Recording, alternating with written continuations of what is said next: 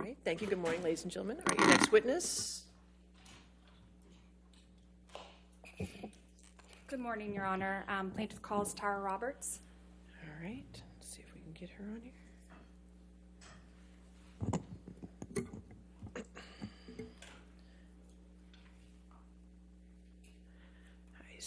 Ms. Roberts, can you hear me?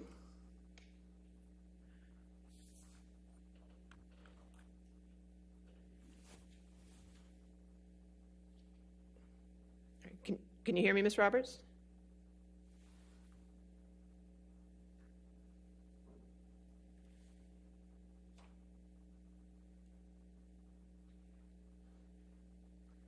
Ms. Roberts?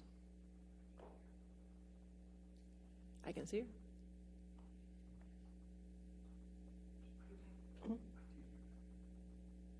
Excuse me?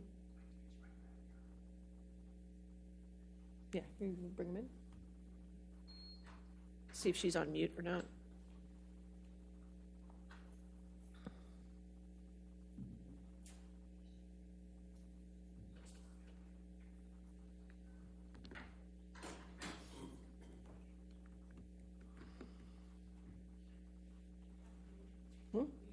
She's right there.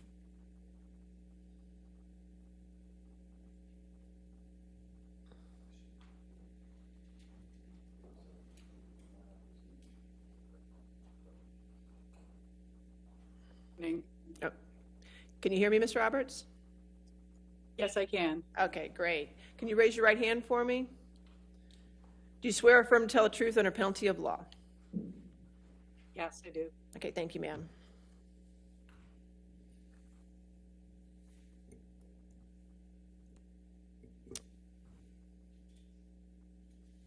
We can't see her on the big screen.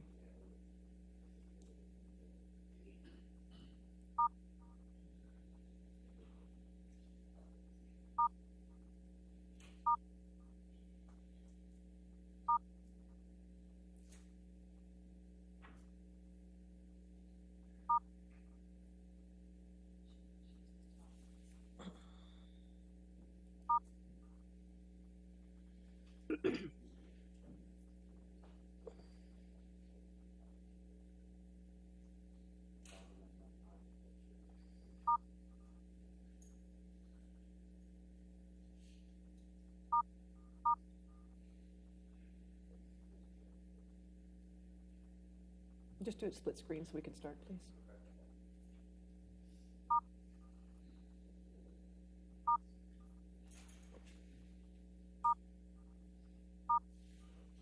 All right. Go ahead and ask your questions. Go ahead. It's the best we're going to do right now. Okay. Good morning. Would you please state your name for the record? Tarly Roberts. Ms. Roberts, how do you know Johnny Depp? I manage his island in the Exuma Keys in the Bahamas for the past 15 years. Ms. Roberts, where do you live? I live on the island, and I have a home in Nassau and in Long Island, Bahamas, which I try to get to as frequently as possible. Can you please describe Mr. Depp's private island generally? My duties on the private island would be to maintain the island, the buildings, the houses, logistics, not included or limited to provisioning fuel, gas, groceries, just day-to-day operations, staff, and kind of like an estate just in the middle of nowhere. Okay. Your Honor, I would like to pull up Plaintiff's Exhibit 49, which has previously been submitted into evidence. Okay.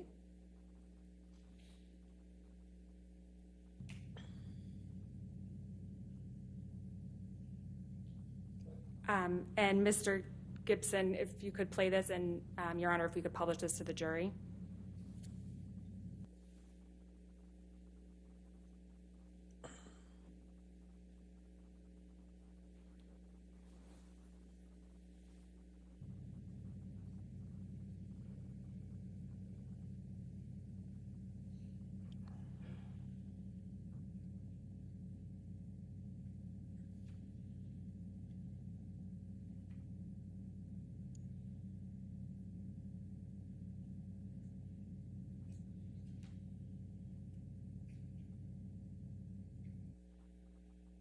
Thank you. We can take that down.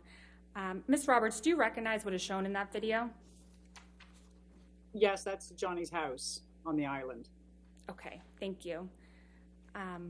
Mr. Gibson, can you please pull up Plaintiff's Exhibit 348? And this hasn't been submitted into evidence yet, so let's first just play that for Ms. Roberts. All right.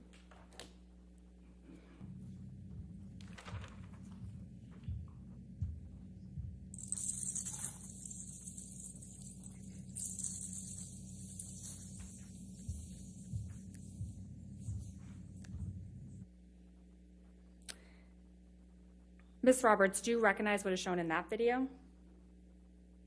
Yeah, that's his house and closet area. Okay. Your Honor, I'd like to, plaintiff moves to admit this into evidence. No objection. All right, 348 in evidence. Do you wish to have it published? Yes, can we please publish Okay. that to the jury? And Mr. Gibson, once it's published, if we could play that again.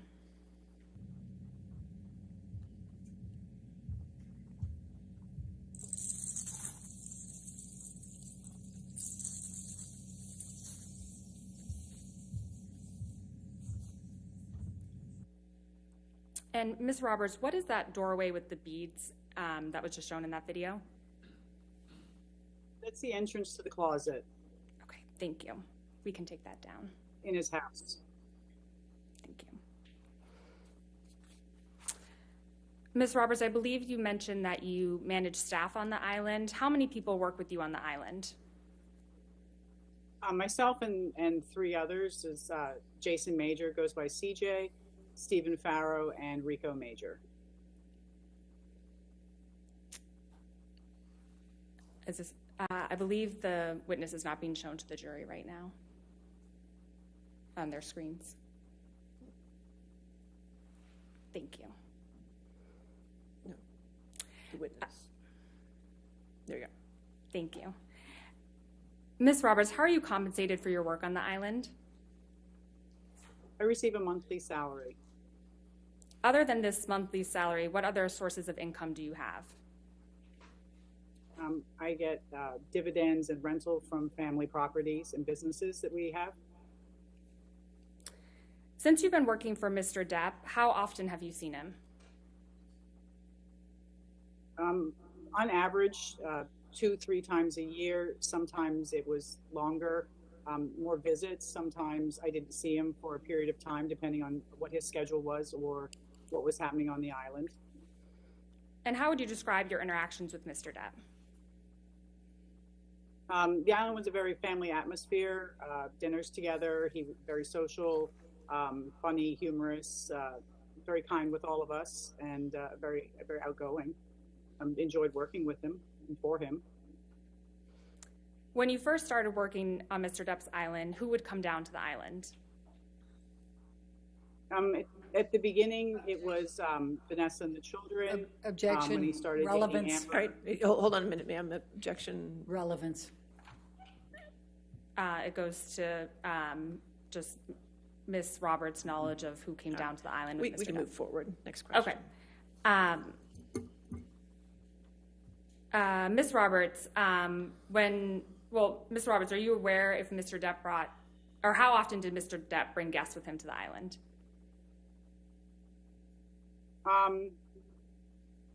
He had guests. He would bring Amber and Amber with her friends, and also I had, on one of the occasions, I had Paul Bettany and his wife and his children here on one of the trips. And when did the Bettnys come down to the island? Sometime in the summer of July 2013. What happened when the Bettnys came down? It was a normal trip. We had an incident where I was asked to have Amber leave the island. I scheduled a flight for her to leave to go to Florida that morning, and then that afternoon I was told to bring her back, and I arranged for a flight for her to come back that afternoon to the island. When did you first meet Ms. Heard? I believe it was shortly after they started dating. What was your impression of Ms. Heard when you first met her? Objection. Oh, they were very much in love. Relevance. I'll withdraw it. Okay, Oh, go ahead. Next question. I think Ms. Bredhoff withdrew her objection. Yes, go ahead. Okay, so Ms. Roberts, you can answer. What was your impression of Ms. Heard when you first met her? Oh, they were very nice, a couple in love. She cooked for him, cleaned up, they took care of each other. They were a very happy couple. When, if at all, did that change? With each visit, it changed. More of it was more not like an island life anymore. It was more of wines and more requests, simple things, toiletries, to have things here in place before they came or she came as well. So it, luggage changed. We got more and more luggage. Just things evolved and kind of mushroomed a bit. How often would you see Ms. Heard on the island when she was in a relationship with Mr. Depp? I would, on average, every day, taking meals, cleaning houses, sometimes more. And how often would Ms. Heard come down to the island? At the beginning, probably the same 2 or 3 times a year, sometimes 3 times with her friends and family and Johnny. During your interactions with Ms. Heard, what, if any, changes did you observe of Ms. Heard?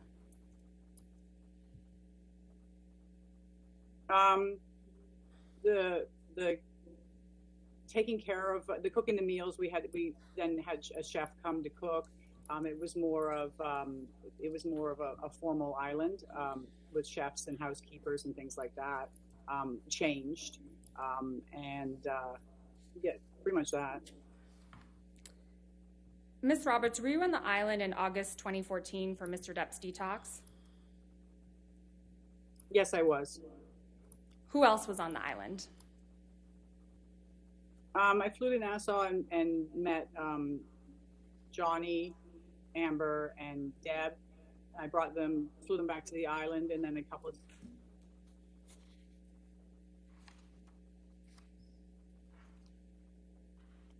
Ms. Roberts, I believe you froze there for a second. I heard you say Johnny, Amber, and Deb, and then you were cut off for a second.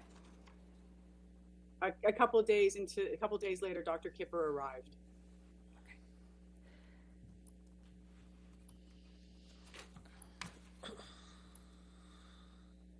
What do you recall about that time that Mr. Depp came down to the island in August 2014? That he was going to be here. They were going to be here for an extended period of time, at least a month or longer. And so we provisioned for a month for the trip. And after about a week or 2, they left. Where was Mr. Depp staying for the detox? In his house. Is that the same house that was just shown in those videos earlier? Yes, it was. How often would you see Mr. Depp when he was on the island for the detox? I was every day, but not face to face, just from delivering, replenishing the house, delivering supplies, waters, and things like that, linens, and changing things out. So glimpsing him, not a conversation as it used to be. How was Mr. Depp when you saw him? He was always asleep on the couch.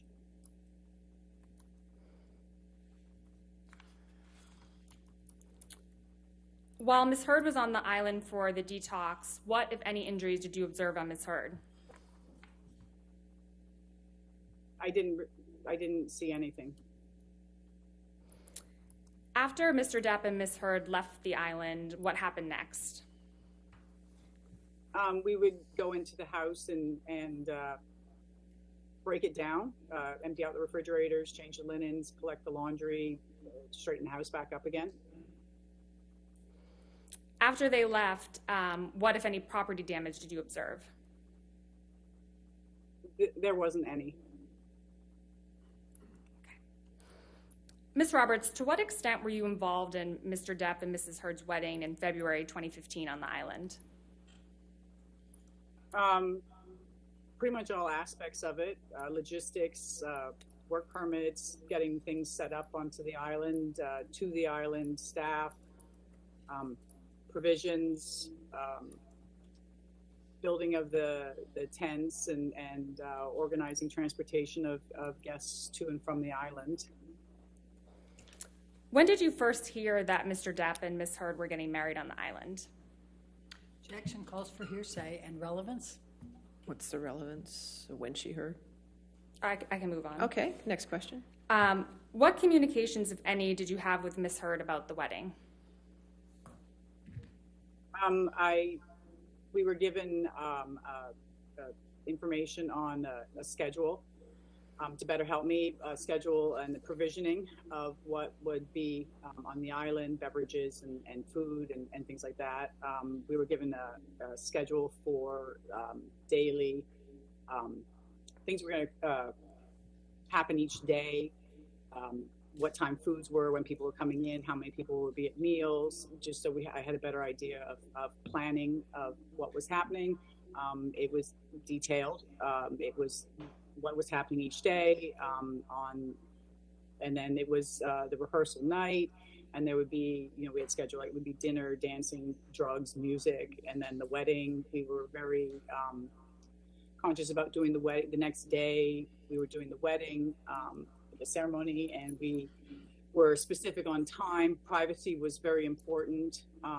We were very careful of people taking pictures. I think everybody was given disposable cameras and asked not to take pictures. I was concerned about that also, but we were doing the ceremony at sunset, so there really wouldn't be issue with what paparazzi people and things like that. And shortly when the ceremony was about to happen, it actually happened earlier than it was scheduled. The bridal party and Amber showed up early, and we were still scrambling for flowers and setting up and getting beverages and snacks down there. And there was a plane circling overhead, and it would just kept on circling and circling and taking pictures, and the ceremony proceeded earlier than was scheduled.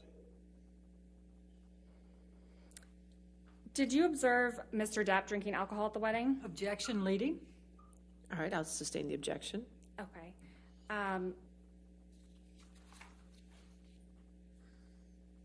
Ms. Roberts, as part of the provisioning for the wedding, did you order alcohol for the wedding? Objection leading. Sustained. Okay. Ms. Roberts, what did you order for the wedding in February 2015? I was given a list of food. I was given a list of beverages for wines, champagnes. I was asked to have Dr. Pepper and sugar-free Red Bull here, because at that time that was what Mr. Depp or Johnny was drinking, was Dr. Pepper and sugar-free Red Bull. Okay. Did you observe Ms. Heard drinking alcohol at the wedding? Objection leading. Sustained. Who did you observe drinking alcohol at the wedding?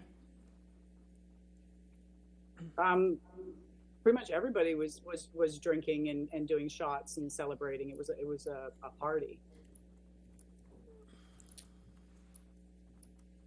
Ms. Roberts, I'd like to discuss with you when Mr. Depp and Ms. Heard were on the island in December 2015. Who came down to the island with them? I flew to Nassau to meet them, which is what I normally do. I meet himself, Johnny, and whoever comes to the island. I fly to Nassau to meet them, just to make sure that the transition is smooth with customs and immigration.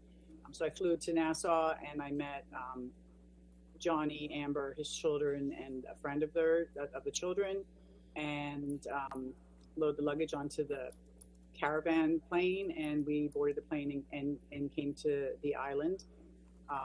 And a couple days into the trip, Alice and Greg and Alice's 3 children and a nanny came to the island as well. Who are Alice and Greg? Alice is a clothes designer, and Greg was her partner, and I believe he's a photographer. When did you first interact with Ms. Heard when she came to the island in December 2015? At the airport when I flew to Nassau to meet everybody. Usually when they come down off the plane, you know, there's hugs and kisses and chatting for a couple minutes while the luggage is transferred. How close were you to Ms. Heard? Close, hug, kiss, you know, how are you, talk, same with everybody. So face to face, cheek to cheek. What, if any, makeup did you observe Ms. Heard wearing when you first interacted with her? I don't recall if she was or was not wearing makeup. If she wore makeup, it was very natural. I don't think often she wore makeup on the island. I don't recall her wearing makeup. What, if any, injuries did you notice on Ms. Heard? I didn't notice any. Ms. Roberts, you mentioned that Gregory, a photographer, came to the island during that time. How often did you observe Gregory on the island? I interacted every day because meals went down and changing the sheets and cleaning the room. So I see everybody every day there. And when you saw him, what was he doing? There was a photo shoot on the island. Amber was wearing Alice's clothes, and they were doing a photo shoot on the beach, and Greg was taking the pictures.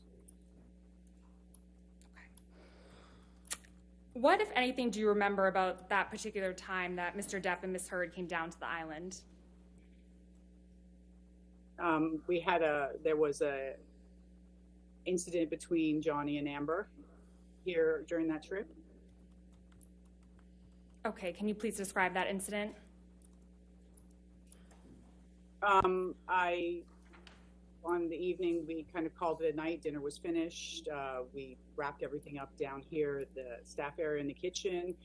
Myself and CJ came to the office later on that evening, and Johnny was in the office up here, and he was agitated, kind of walking back and forth. I'd asked him if he needed anything because I wasn't sure if he was up here to get something or was looking for something, which wouldn't be unusual for people to come up here. So he was here, talked for a couple minutes, the three of us, and a couple minutes later, Amber came into the office and the three of us were in the office, and Amber came in, and she was asking him to tell him to come back to the house. Please come back. I'm sorry, come back. And he stood here, reluctant to go, didn't want to go. And a little exchange back and forth. He left the office and got into his vehicle and started it up, and Amber went outside and stood in front of the vehicle so that didn't drive away. Amber was standing in front of it, and again, she was asking him to don't leave. I'm sorry. Come back to the house. After a couple minutes, she got in the vehicle, and they left to go back to their house. What happened after they went back up to the house? CJ and I were still in the office and weren't really sure. Decided that maybe it would be best if we just drove up there just to make sure that everything was okay. And so we got in the golf cart and we drove up to their house, got into the parking lot, and his vehicle was in the parking lot, and you could hear them inside the house yelling, Amber yelling, and Johnny answering back, but you could really hear what was being said. We stood there for a couple minutes, CJ and myself, and then you started to hear, it became audible. Amber was telling him that he was a washed up actor. He was going to die a fat, lonely old man. Then you heard, you hit me with a can. You heard Johnny say, you hit me with a can. And then he came down the steps and Amber was behind him, and she had a bottle in her hand, was removed, and there was a brief pause at the moment, I think, of initial shock or uncertainty of why, that we were there. Neither Johnny nor Amber knew that we were there.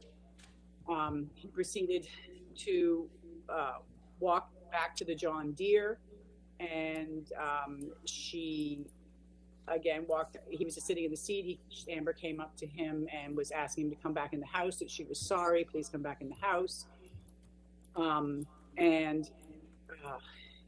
He didn't come out of the seat, and she was hugging and kissing him, and I love you, I love you. She was telling him I loved you. He didn't react. Johnny sat there, eventually got out of the John Deere, and proceeded to start to walk away. At that time, Amber started to grab at him and his shirt, and trying to pull him back to the house, just basically viciously trying to pull him back and get him back into the house, and yelling at him. And at that point, I was between them, and felt it was best, and I was getting worried about what was going to happen, and it was best that I remove him from the situation. And so CJ took Amber back to the house, and I walked Johnny over to the cafe, which was basically 30 seconds away from the house, because it was the only place I could take him to at the time. And you mentioned that Ms. Heard was viciously trying to pull Mr. Depp back. Can you explain what you mean by that? It was like clawing, grabbing at his clothes, grabbing his hair, trying to pull him back, like an angry, like he was leaving and come back. He couldn't leave in the vehicle because the keys had been taken out. So there wasn't a way for Johnny to drive away. The only way was for him to walk away, and it wasn't a pleasant situation of wanting him to not leave, and angry and yelling and just yelling, come back, don't leave, and things like that. At any point, did Mr. Depp hit or touch Ms. Heard? Objection leading. All right, I'll sustain the objection. Ms. Roberts, how did Mr. Depp react to Ms. Heard viciously grabbing him? He didn't. He stood there with his arms by his side, and he didn't do anything. Okay. Ms. Roberts, when you were back in the cafe with Mr. Depp, what happened next? I was concerned because I had heard him say that he'd gone. Objection to her being concerned. That's not responsive. I'll sustain as to concerned. All right. Okay, Ms. Roberts, without testifying as how you felt, what did you observe when you went back to the cafe with Mr. Depp? When we went back to the cafe, he had a mark across the bridge of his nose.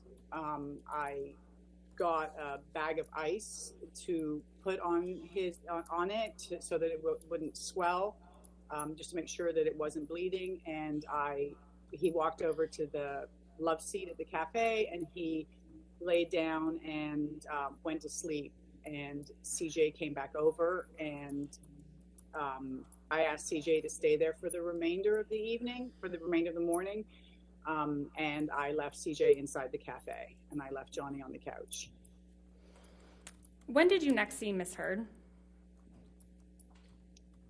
That morning, I saw her that morning.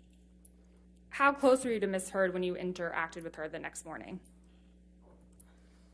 Conversation, in a couple feet away. When you saw her, how did she appear?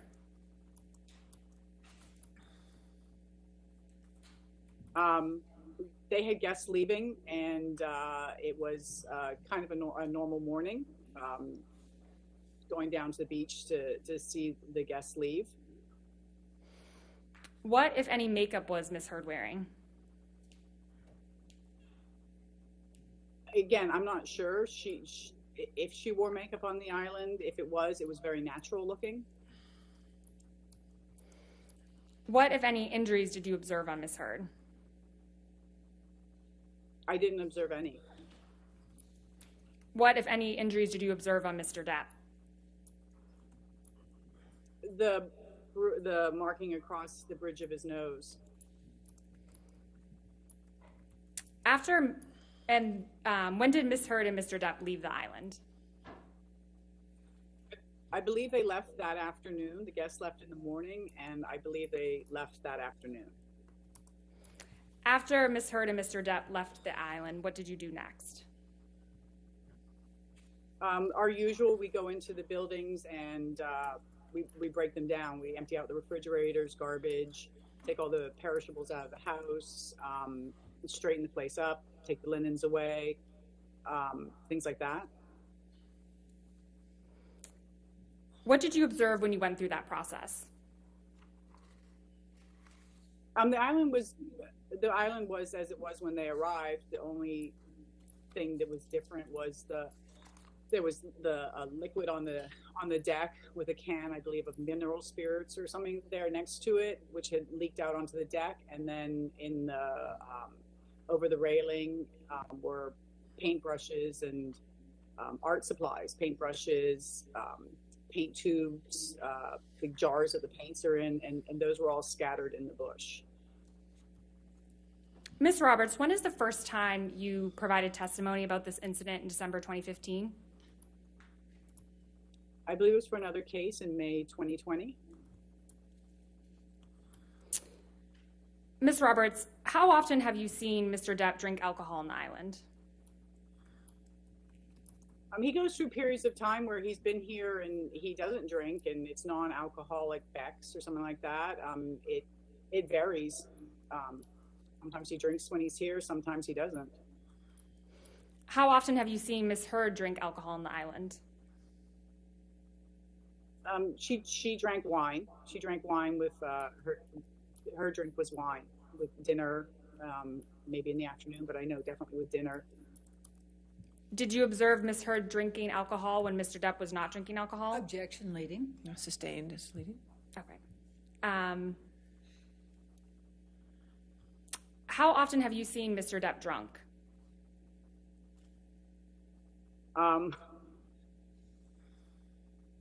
I would know he has a huge tolerance for alcohol. I haven't seen him passed out drunk or anything like that. So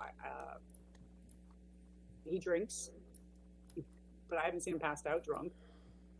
Okay. Thank you, Ms. Roberts. Nothing further. All right, cross-examination. Thank you, Your Honor. Ms. Roberts, the salary you receive for managing the Bahama Island is approximately $10,000 a month, correct? Correct. Okay. And so that comes out to $120,000 a year? Correct? Okay. And you've been receiving that salary for many years, correct? Correct. Right. In fact, I think you got a raise to $10,010 in 2018. Do you remember that? No, I don't know the exact number, but I know I get that a month. Okay. And that's in addition to all of the expenses, correct? For running the island. The expenses of running the island. I get a salary every month. I'm not sure what you're asking me. So the other people that are on the island, to the extent they work, they get a different salary, right? Yes. Okay, and all of the expenses you have, you talked about what you have to do to provision the island and everything else and run it. All of those expenses are paid separately, correct? Correct. Okay. And you said you've been managing this island for 15 years for Mr. Depp, is that correct? Approximately, yes. All right. Now, let's talk for a moment about those two videos that you testified to were part of the house. The first video was missing both the closet and the bathroom, correct?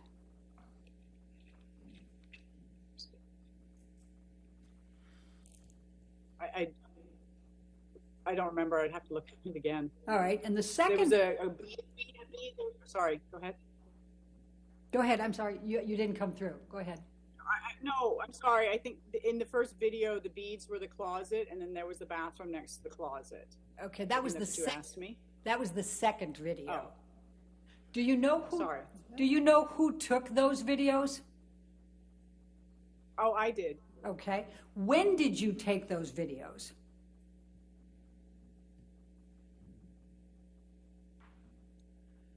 Oh, it would have to be, I'm not sure, a couple of years ago, maybe longer. I'm not sure. Okay. Did you take those videos for the UK trial? I don't recall if it was for that. All right. Is there a reason that the closet and the bathroom were left out of the first video? No, I stood in the house and did a circle around of the house. Okay. Who asked you to make that video?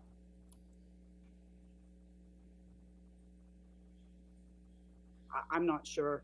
I'm not sure. Was it Mr. Waldman? Adam Waldman? I'm not sure. I don't know. Can't recall? I can't remember who asked me. Okay. No, I can't. Okay. Now the second video, that shows the closet and then there's a door there. Would you agree that door opens up into a bathroom? Next to the closet, yes. Okay. And we don't have a video of the bathroom, correct? I don't believe there was a video of the bathroom. And no one asked you to make a video of the bathroom, correct? Objection, relevance. I'll overrule it for now. Good. Correct? Oh, sorry. I'm not sure if anybody asked me to. I don't believe I videotaped the bathroom. Okay. And my question was, and no one asked you to videotape the bathroom, correct? Correct. Okay. Now, let's talk for a moment about the logistics of the island. So, Mr. Depp's house, we've seen the inside of, and you said that the cafe was a 30-second walk, I think you said. How many yards? Yeah. I don't know. I walk it. It's just outside his house through the parking lot and walk way to the cafe. Okay. I don't know. Okay, and the cafe is where Mr. Depp would regularly have his meals, correct? Correct. All the guests would have their meals there. Okay, including Mr. Depp and Ms. Heard if she was there, and their children, correct? Correct. Okay, and For then dinners, yes. and then you were located on the other side of the island, correct? That's where you stay? Or I stay in the middle of the island, yes. Okay, how far away is that from the cafe and the house? Objection, compound. I'll sustain the objection if you want. How far away is it from the house? Where I stay? Yes. Probably a 3-minute golf cart ride, Okay. 5-minute walk. Okay. And then when other guests come, I think you were talking about tents. Do they stay in tents? No, the tents were erected for the wedding, and then they were dismantled. And sometimes we would erect them if we were asked to, just in case somebody wanted to stay there. But people didn't stay in the tents; they stayed in the buildings here. Okay. So how much accommodation can you handle in the buildings for other guests? I'm not talking about the house, Mr. Depp's house. We've seen that. But how many people can actually be accommodated in the buildings? We have a 2-bedroom yurt on Brando Beach. We have a beach house, which has the bed in it, and then we have what we call a roundhouse, which has a bed in it as well. Okay. Now, when Mr. Depp and Ms. Heard were visiting, whether they had the children there or not, typically, would you bring the meals to the cafe for each of the meals? No, sometimes I would take them to the house. It depended on where they wanted to eat. All right, and then typically would you join them for the meal, or would you leave the meal and then come back and clean up afterwards? Objection, compound. All right. I'll sustain the objection. All right, we'll take that one at a time. Typically, would you bring the meals to them? Myself or one of the workers here would take the meals. Okay, how often was it you that would take them?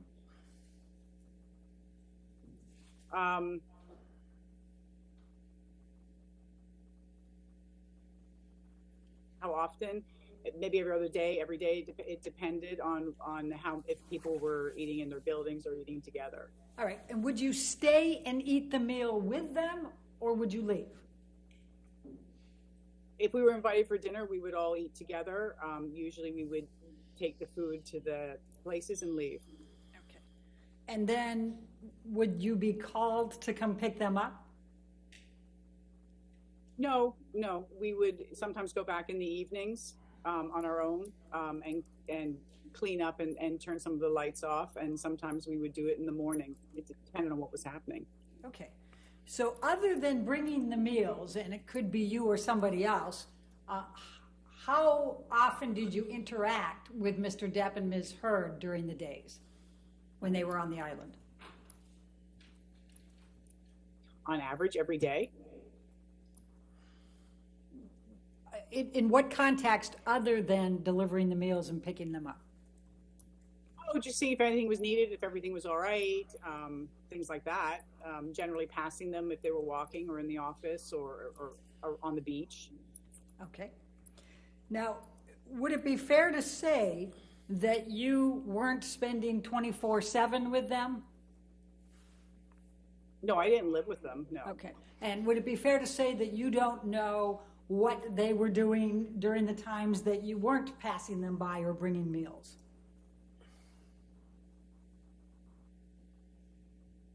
Yes, unless they were on the beach. Okay. Then I would know. But So you wouldn't know what happened, what would be taking place within the house, for example, when you weren't there, correct? correct. And you wouldn't know whether Mr. Depp was taking drugs, correct? Correct. And you wouldn't know whether Mr. Depp was drinking, correct? I would only know by cleaning up. Okay. And you wouldn't know, well, you wouldn't know from cleaning up necessarily whether it was Mr. Depp, Ms. Heard, or somebody else, would you? Objection, compound. What was, Overruled, I'll allow it. Go ahead.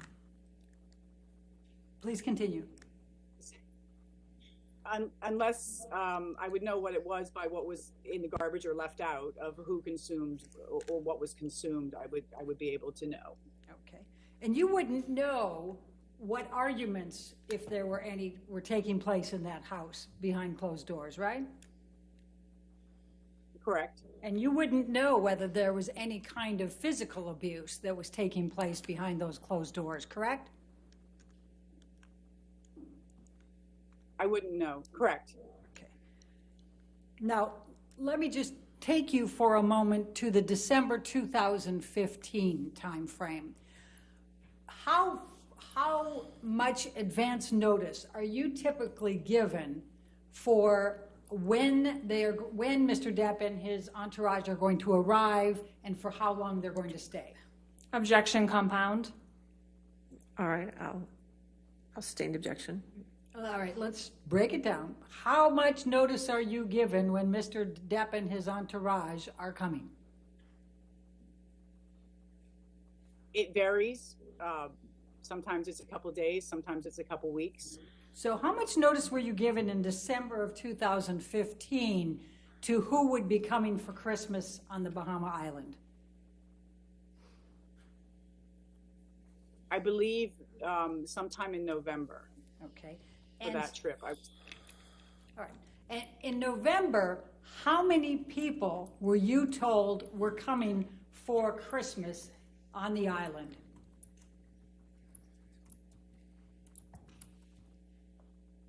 I don't recall how many people. It was a lot more than Amber, Johnny, Lily Rose, Jack, and Lily Rose's boyfriend, wasn't it? Yes, it was. In fact, it was Amber's parents, correct? I believe so. And it was Rocky Pennington and Josh Drew, correct? I believe they were on the list. And Rocky Pennington's parents?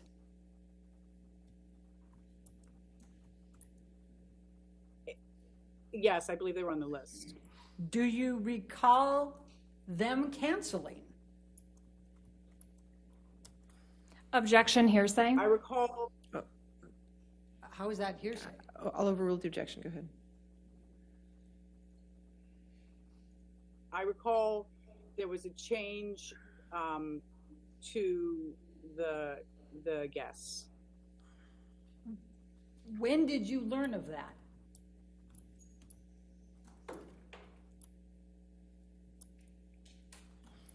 I don't recall. Maybe a couple weeks after. Maybe it's beginning of December. Maybe middle of December. I'm not sure. Do you recall if it was after December 15?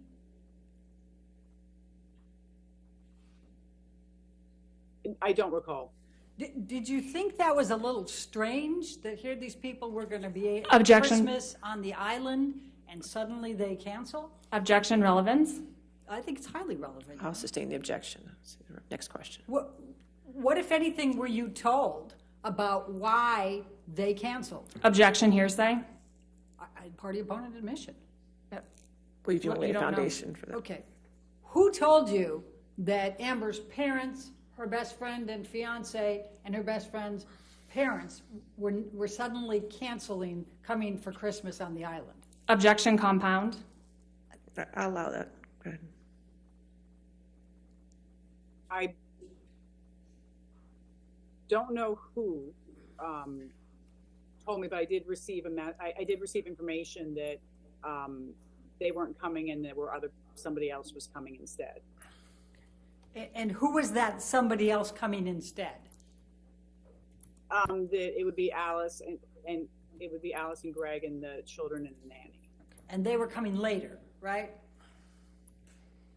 They would be joining. That I think was the words. Okay. So on the December trip, you testified about a few arguments between Amber and Johnny, right? Do you recall that testimony? Yes, I do. Okay. You weren't present when Johnny sustained the gash on his nose, correct? I wasn't there. No. Okay. And you weren't present when the mess was made through the paints that you've described, correct? No. And so you don't know whether there had been a physical altercation and that led to throwing a paint can to try to slow down Johnny, right?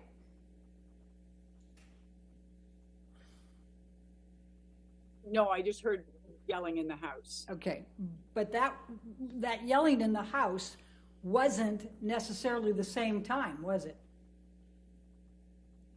You don't know, do you? No, it was all in the same. Okay, no. Okay. Now, let's talk about the summer of 2013. Are you aware that Paul Bettany claims he's never met Amber? Objection, relevance. What's the And calls for The hearsay. relevance is she testified that he was there on the island with her. And calls for hearsay. I can ask the question and see if she says. All right, I'll allow the question. Go ahead. Can you repeat it? Are you aware that Paul Bettany has said that he never met Amber Heard? No, I'm unaware. I don't know that. Well, let's stay on the summer of 2013 if we can. Do you have a recollection of Amber and Johnny, Lily Rose and Jack taking one final trip on the yacht that Johnny was going to be selling to J.K. Rowling?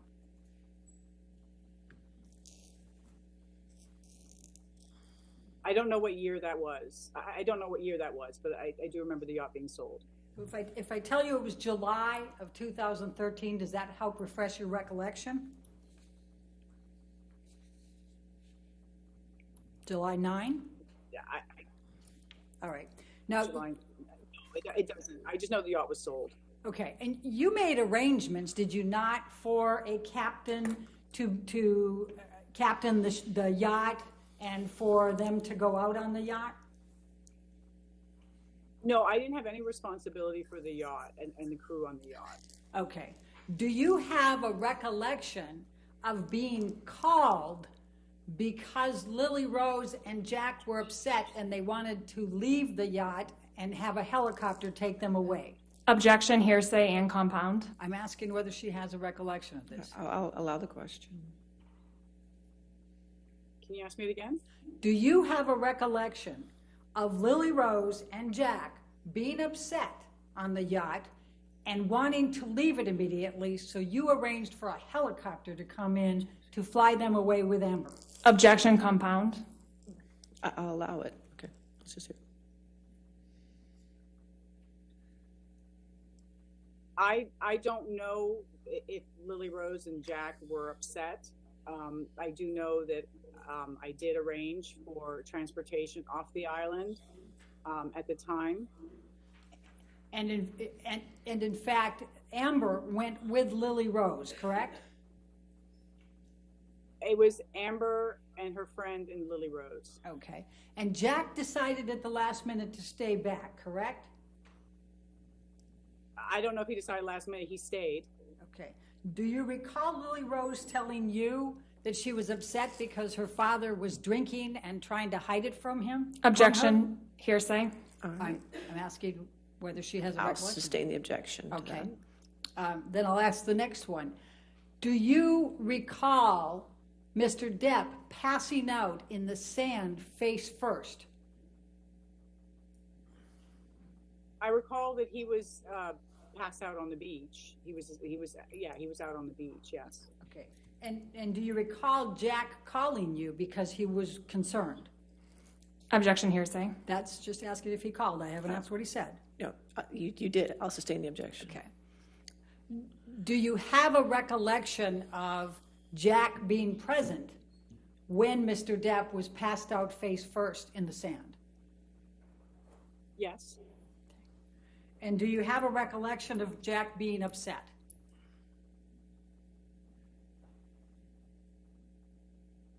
I don't have a recollection of him being upset.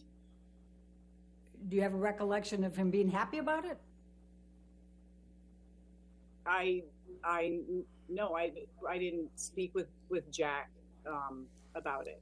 Okay. But you recall that Mr. Depp was passed out face first in the sand, correct? Objection, asked and answered. I'll sustain the objection. Next question. All right, thank you.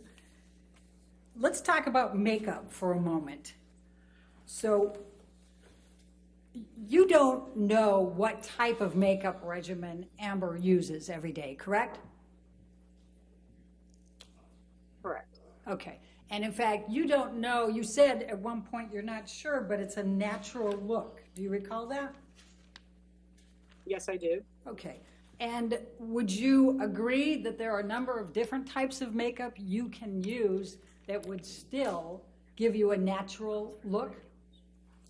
Objection calls for speculation. I'll allow it.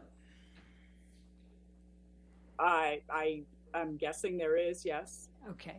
Okay. And there's sun in the Bahamas, right? Most of the time. Do you know what Amber wears for sunscreen?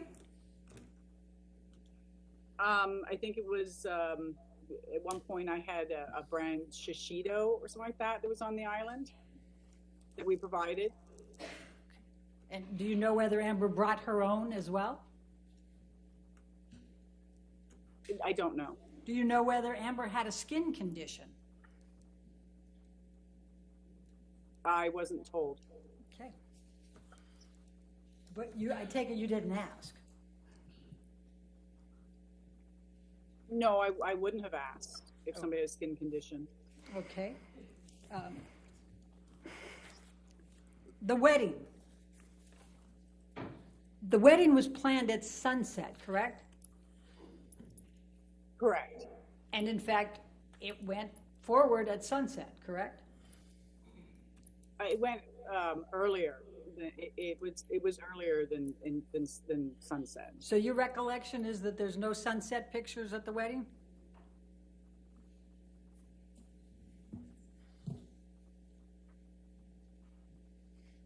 I mean, Okay. there was sunset pictures. Okay. So, last couple questions. The makeup or not makeup, you were asked whether you observed any injuries on Amber in the December 2015 timeframe. Do you believe Amber would cover up bruises to hide them from the kids? Objection calls for speculation. I'll sustain this. Do you have any understanding, based on your knowledge of Amber, whether she would try to cover up any bruises or cuts Same to objection. keep them from the kids? I'll sustain the objection. You said that you didn't believe that Amber was wearing much makeup, but you said she participated in a photo shoot in December 2015. Do you recall that? Yes, I do. Do you know whether Amber was wearing any makeup for a photo shoot? I'm not sure the part that I saw, she was in and out of the water. Do you know whether Amber would want to show bruises or cuts in a photo shoot? Objection calls for speculation. I'll sustain the objection. I have no further questions. Okay. Thank you. All right, redirect. Redirect.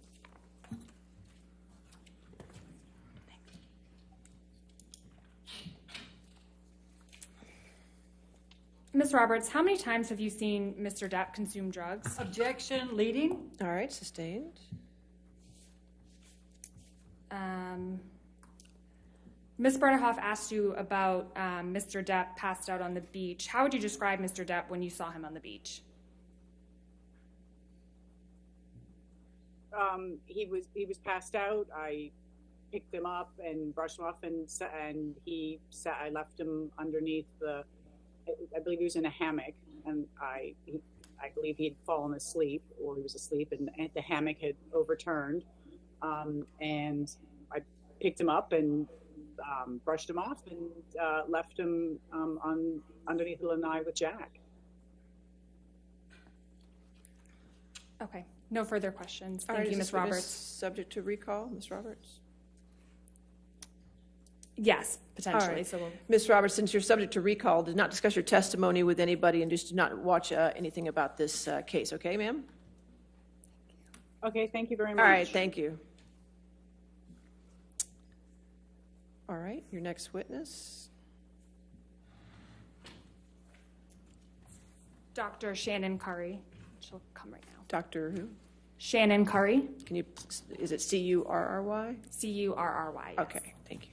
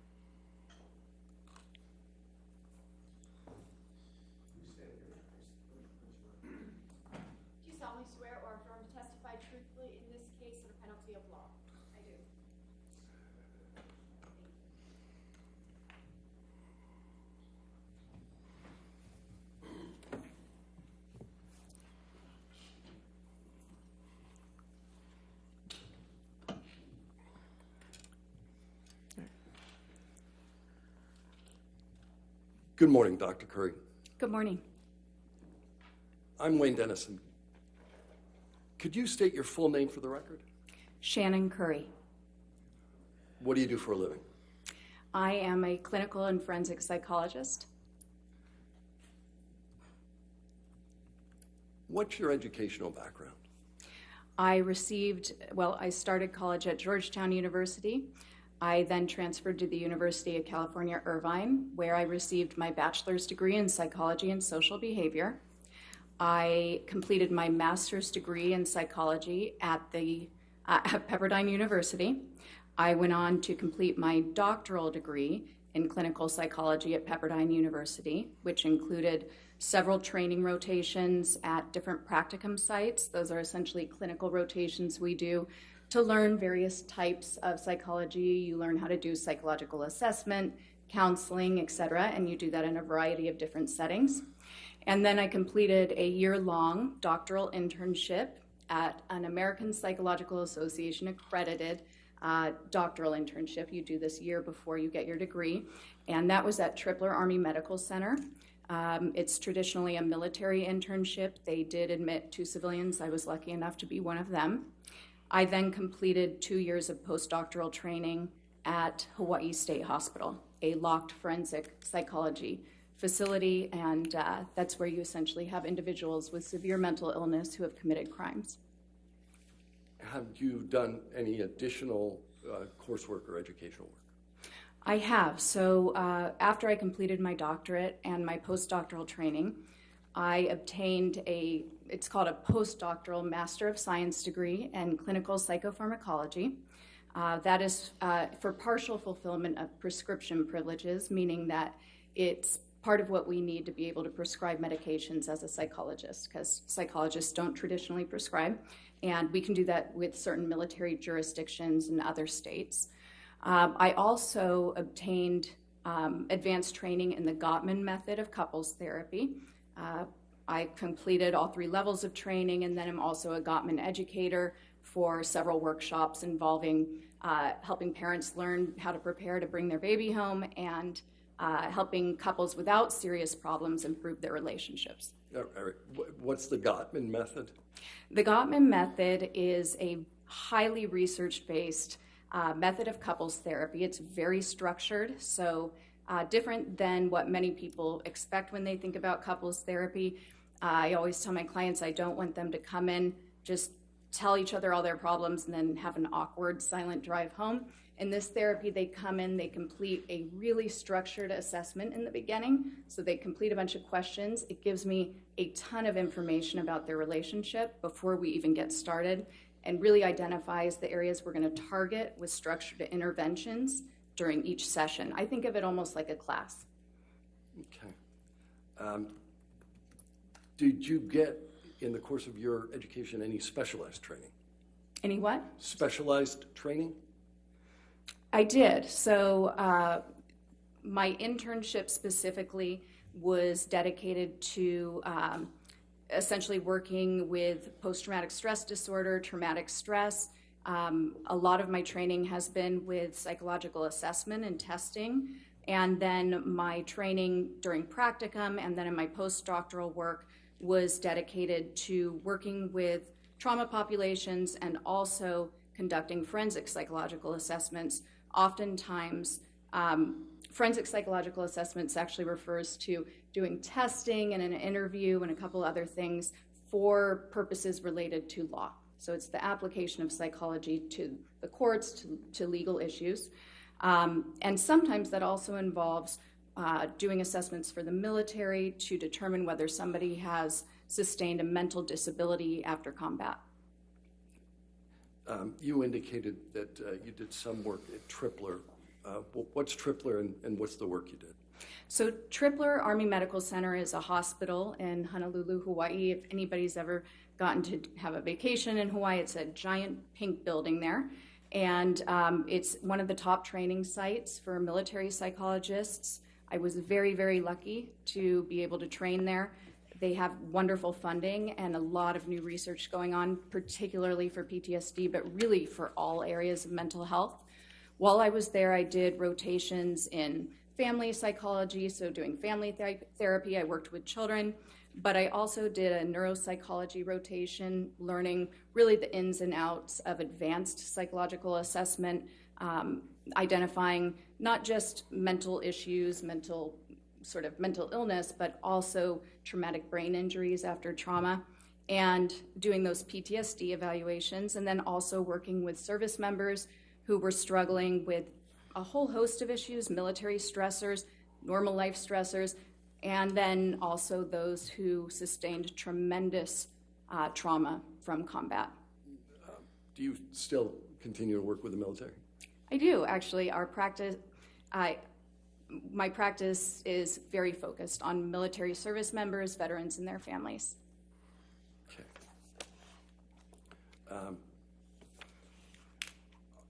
What work have you done in prior litigation matters? Well, most of my litigation, if we're talking about civil work, that has mostly been reports. So this is my first time testifying in a civil matter.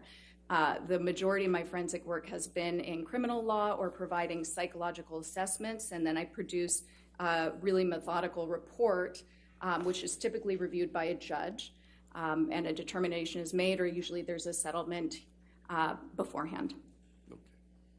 Okay. Do you work in connection with any particular courts? I do. So I am actually not sure if I'm on the list anymore in Honolulu, but I am a certified forensic evaluator for the state of Hawaii, which means that I have been appointed by the court to conduct evaluations for matters that are presented. And then I'm also on the list of forensic evaluators in several courts in Southern California. And then I'm contracted by the military, the Department of Defense, now and again for evaluations of PTSD from service members. Okay, you mentioned PTSD a couple of times now. Yes. What are you referring to there? So PTSD is a mental illness. It can develop after a person has been exposed to a traumatic event.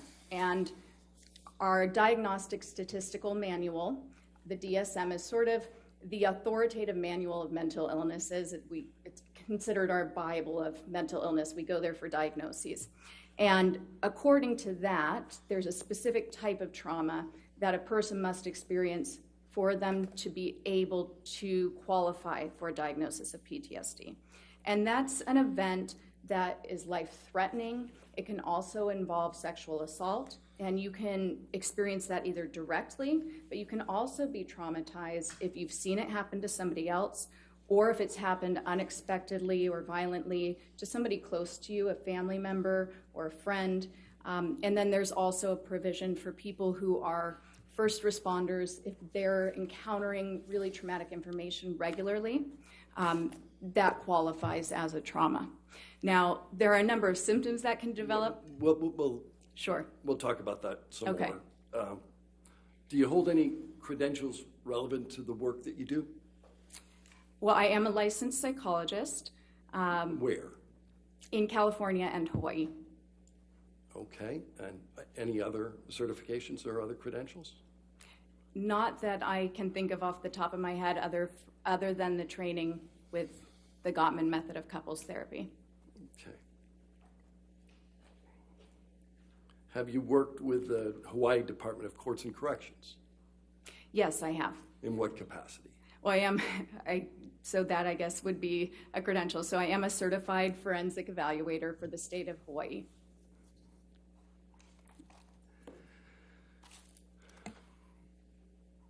In connection with your doctorate, was there a research component? There was. So would you like me to tell you about it? Yes, please. Okay. So I conducted a research study while I was at Pepperdine completing my doctorate. It's called a dissertation. So when you're obtaining your doctorate, you contribute something to the scientific field that you're in. And typically that involves doing what we call novel science. So you're doing an experiment, you're finding out new information and helping the field progress. So I did research in Peru, and I was essentially looking at the effectiveness of a therapy intervention there for kids who were growing up in this community called Ayacucho, which was exposed to 20 years of guerrilla warfare, the longest guerrilla war in the history of the world.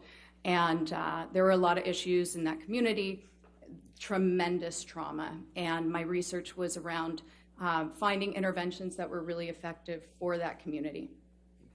Where do you work now? I work for the Curry Psychology Group. What does the Curry Psychology Group do? We're a multi-specialty mental health center, so we have neuropsychologists who do testing for kids. We have therapists, individual therapists, couples therapists, family therapists. We even have a meditation teacher. We basically try to meet the needs of our community, and we highly specialize in working with military personnel and their families. Who's the Curry and Curry Psychology Group? I'm Dr. Curry. How many people work for you?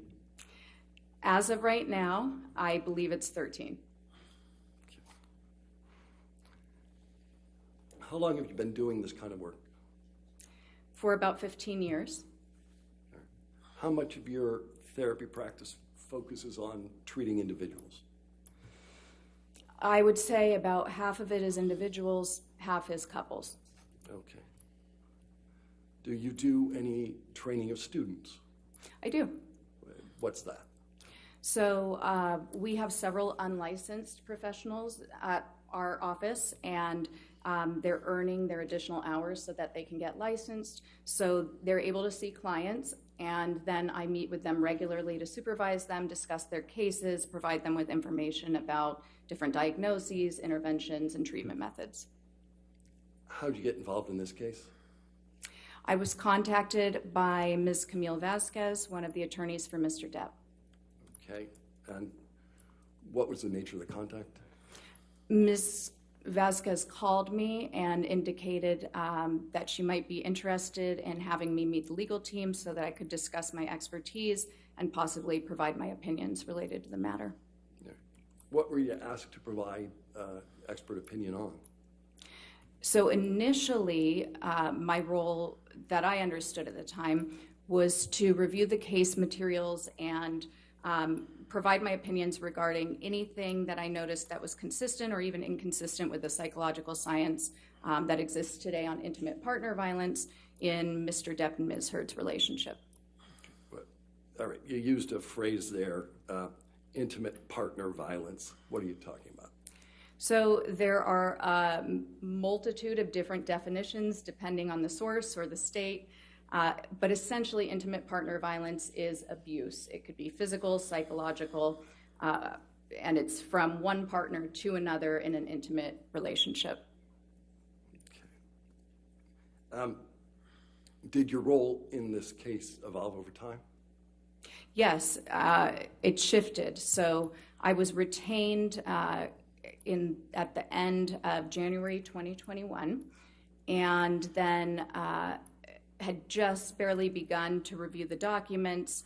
The case was postponed, and then in October 2021, I was asked by counsel to provide a psychological evaluation of Ms. Heard. Okay. Were you ever asked to do a psychological evaluation of Mr. Depp? No. Okay. What types of documents did you consider in this analysis? So I reviewed quite a few documents as part of my evaluation. That included all of the case documents, Ms. Heard's medical records by Dr. Kipper, her prior mental health treatment records. I believe I reviewed records from Dr. Amy Banks, Dr. Bonnie Jacobs, Dr. Connell Cohen,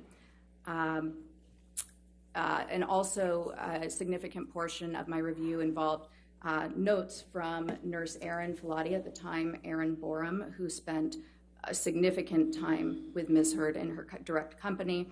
I also reviewed exhibits, quite a few audio recordings, a video recording, several video recordings, or possibly photographs. I might be getting them confused, and multiple witness statements, testimony, and declarations. Did there come a time when you met directly with Ms. Heard?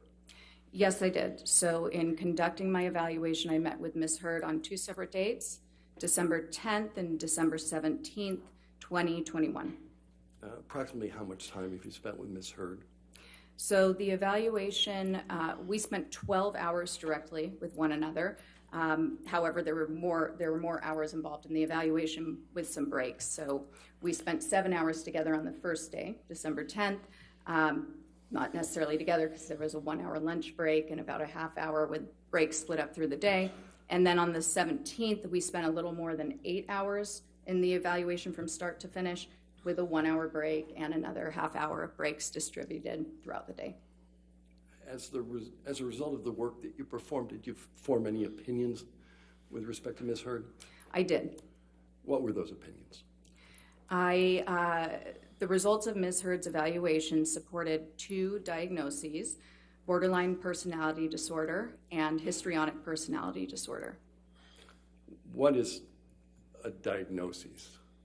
A diagnosis is a way that that psychologists, psychiatrists, anybody in the mental health field thinks about a disorder. It helps us to communicate a set of symptoms that a person is experiencing, and along with that set of symptoms, it tells other professionals a lot about how those symptoms might have developed, how that person might behave, perceive the world.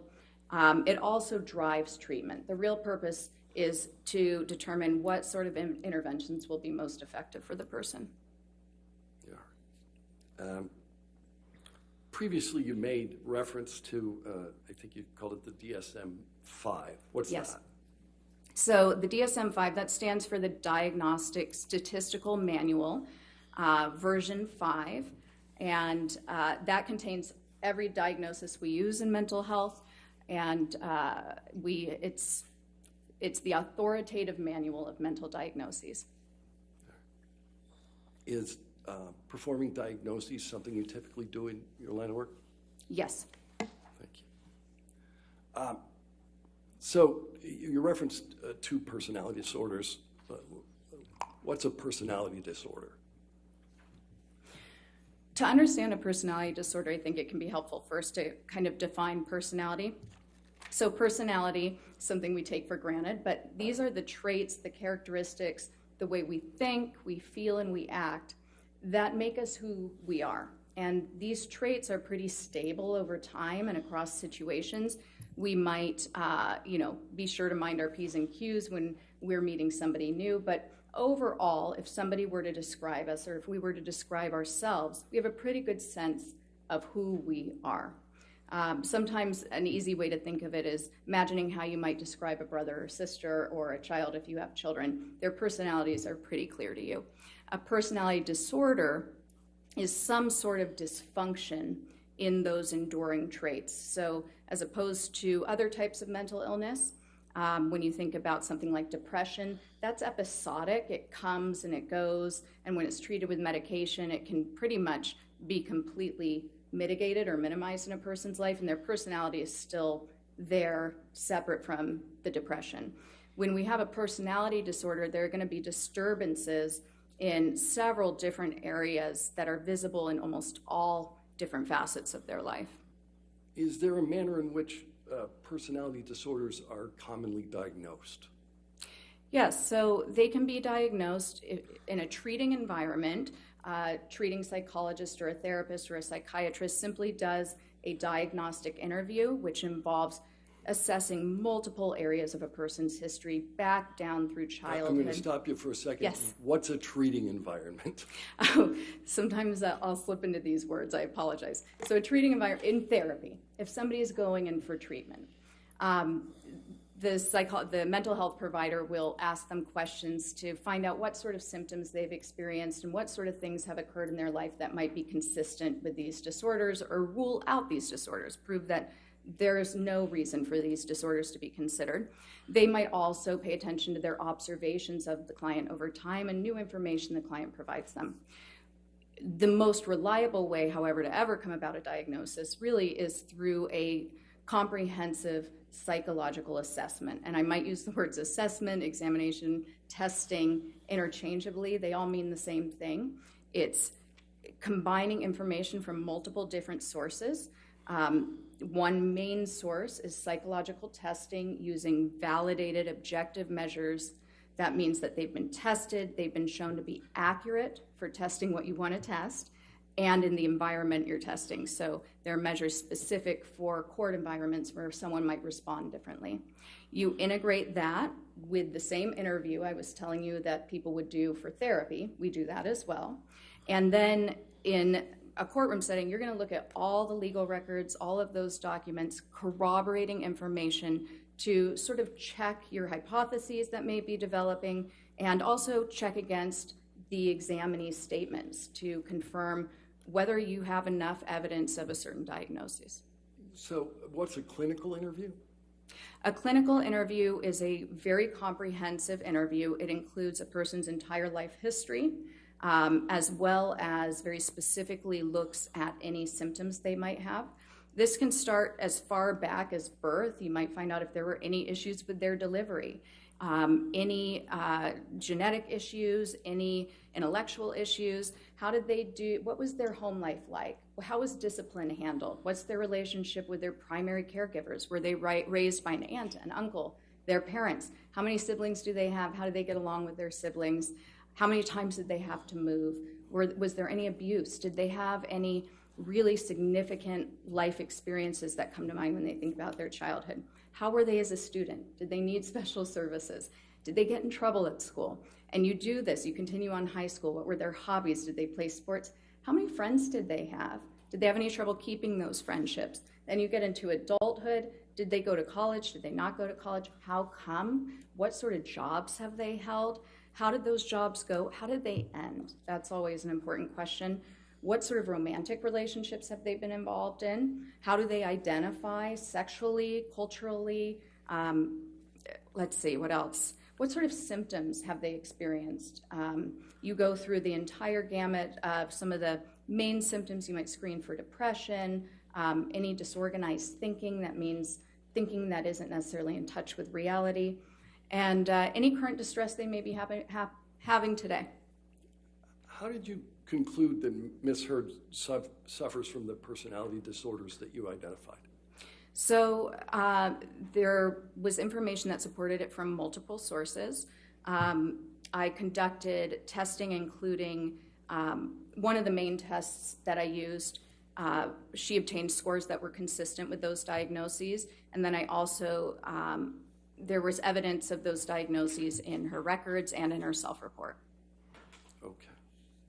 All right, counsel, why don't we just go ahead and pause for a second while we go ahead and take our morning recess, okay? Ladies and gentlemen, we'll go ahead and take our 15-minute morning recess. Do not discuss the case and do not do any outside research, okay? Your Honor, when would you like to reconvene? Give me a moment, sir.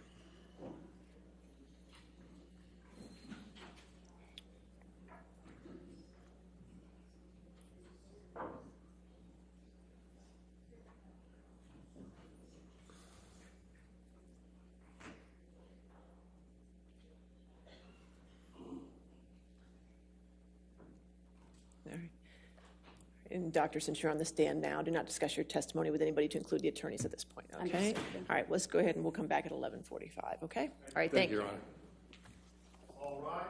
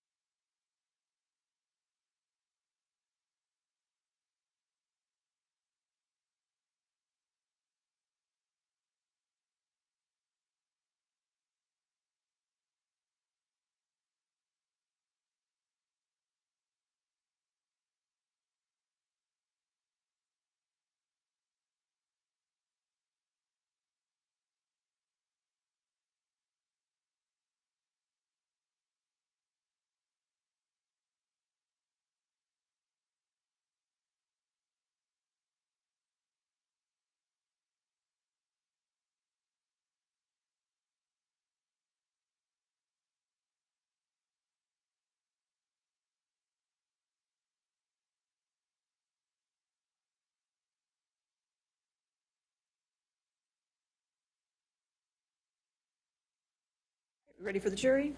Okay.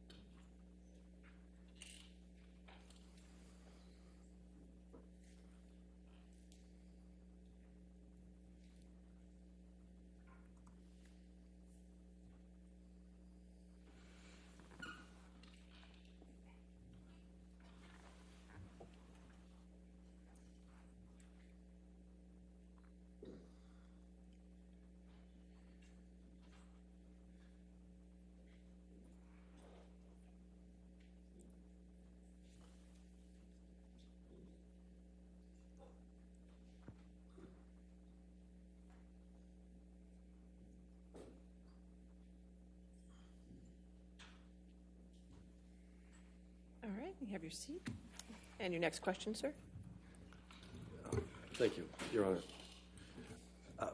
But Dr. Curry, before the break, you were talking about some of the factors that you considered in determining that Ms. Heard suffers from personality disorders. And one of them, I think the last one you said before you left, was self-report. What do you mean by that? So the self-report would be things that Ms. Heard indicated to me specifically.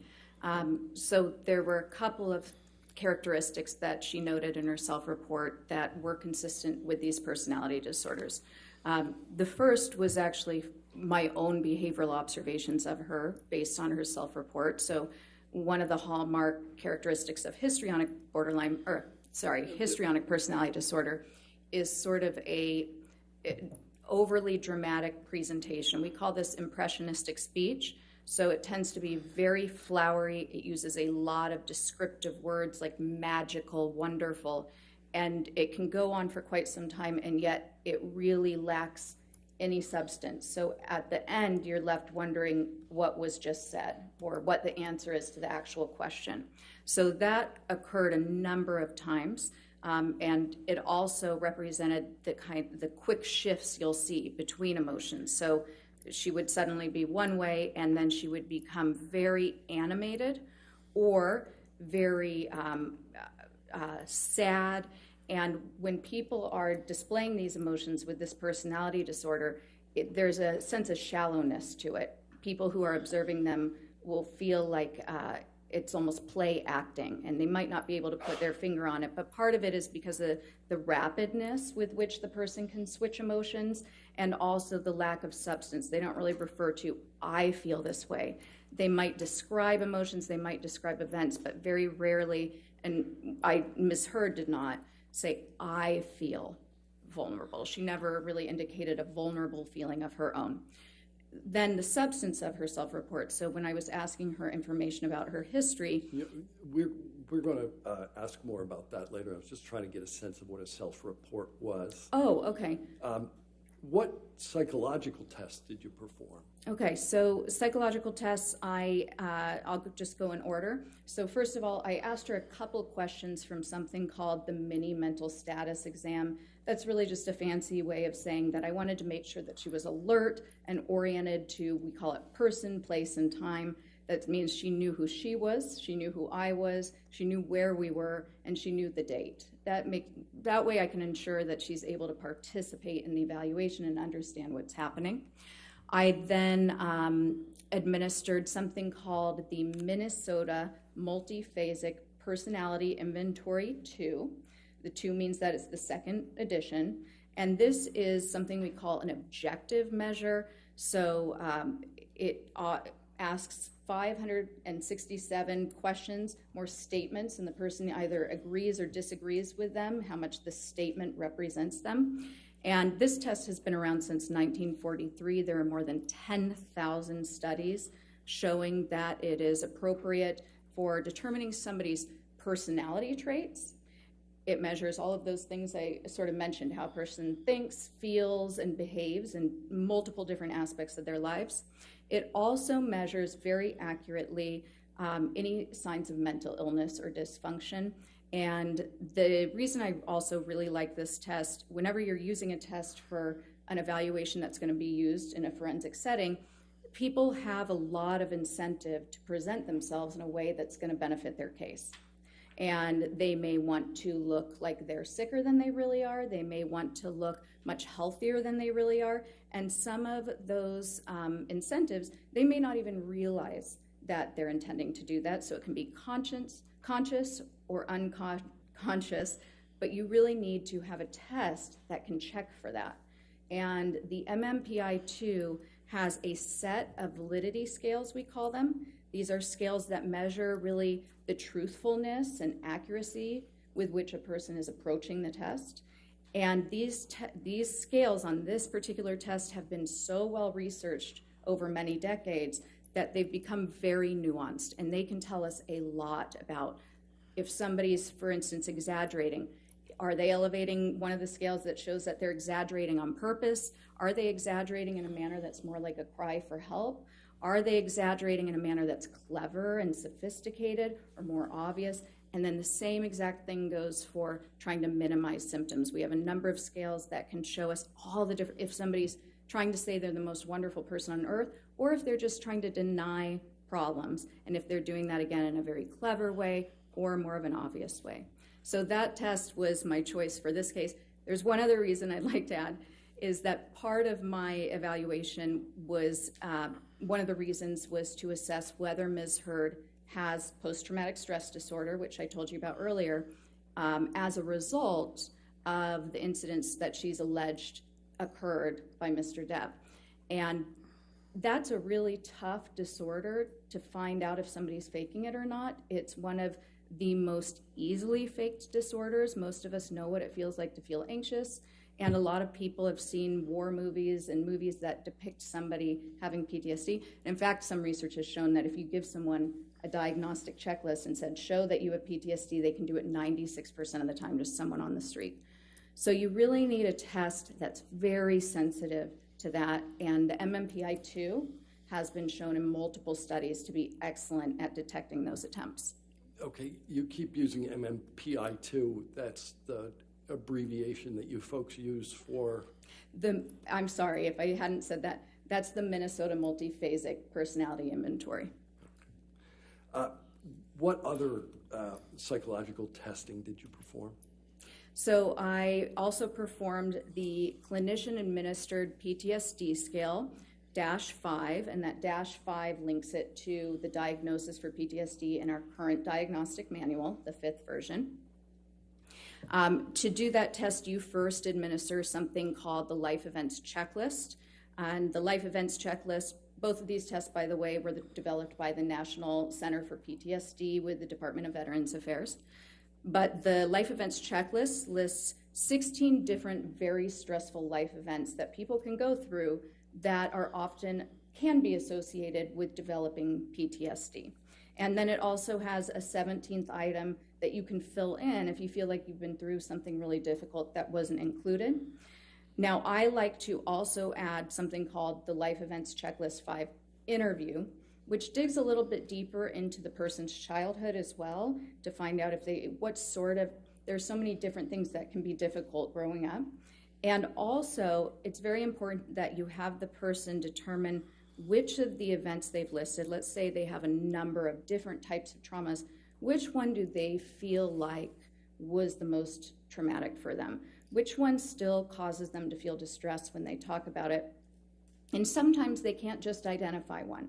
And then that leads to your next decision. So if they have multiple different similar types of events, like seeing combat, then you might use that as the worst one, the multiple similar. So that looks like you describe an anchor, we call it, to do the testing, and we would maybe describe the anchor as the worst of my combat experience, okay? Now, if somebody had multiple different traumas from different times in their life, like childhood abuse, and then went to combat and had some horrible things happen there, you would do the clinician-administered PTSD scale test, the one that comes after. You do one for the childhood event and a separate one for the adulthood event. Does this clinician-administered PTSD scale have a handy abbreviation? It does. Okay. We'll call it the CAPS-5. That's actually what it goes by. Okay.